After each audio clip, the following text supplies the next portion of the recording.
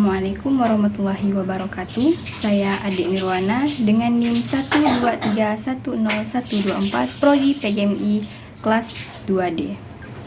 Sebelumnya, terima kasih kepada Bu Putri Handayani Lubis MSI yang telah memberikan tugas pada pertemuan kali ini, yaitu membahas isu-isu globalisasi.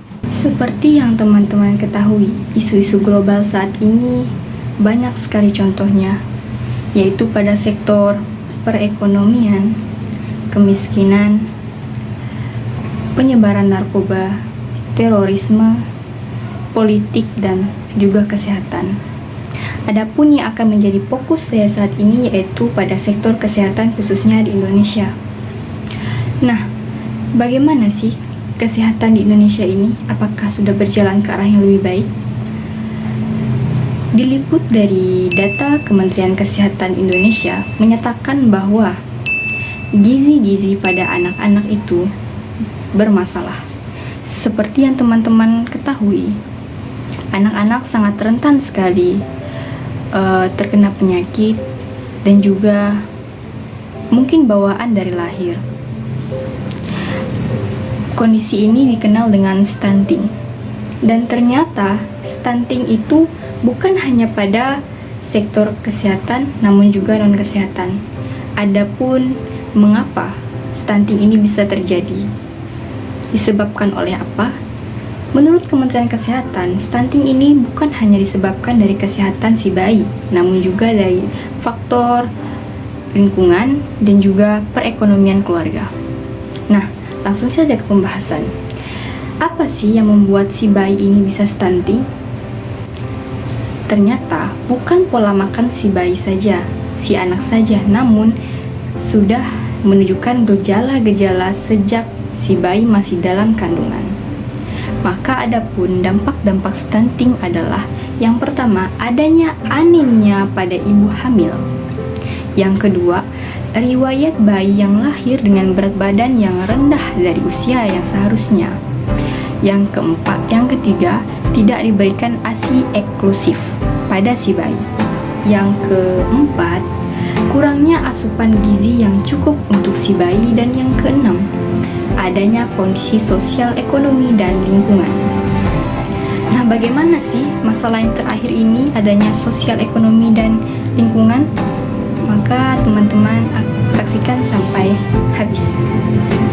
Oke. Dampak-dampak dari stunting itu apa saja sih? Nah,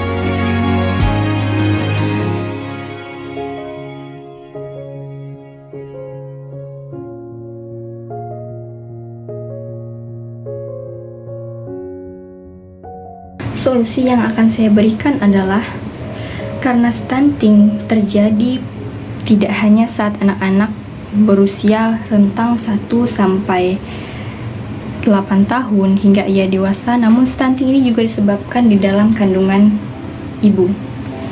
Jadi, adanya kepedulian si ibu kepada sang bayi, janin, dengan meminum air putih dengan kapasitas yang cukup, sehingga membuat perkembangan janin semakin sehat.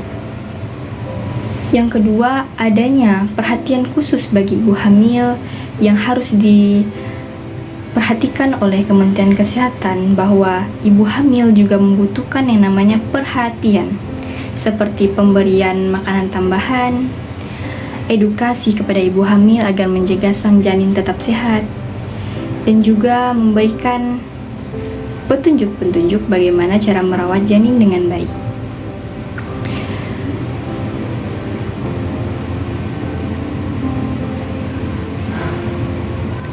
Pentingnya edukasi kepada ibu hamil ataupun kepada keluarga yang baru saja mendapatkan karunia anak itu sangat penting. Diharapkan Kementerian Kesehatan berperan memberikan perhatian yang lebih kepada si ibu ini agar dapat menjaga sang bayi di dalam rentang usia 9 bulan ditambah dengan 0 sampai 2 bulan usia sang bayi, karena saat sang bayi berusia 0 sampai 2 bulan itu adalah masa emas sang bayi untuk berkembang. Jadi pemberian empasi yang cukup, gizi yang cukup, dan juga ASI yang cukup akan membuat si bayi bertumbuh menjadi lebih baik. Diharapkan masalah stunting di Indonesia ini dapat teratasi.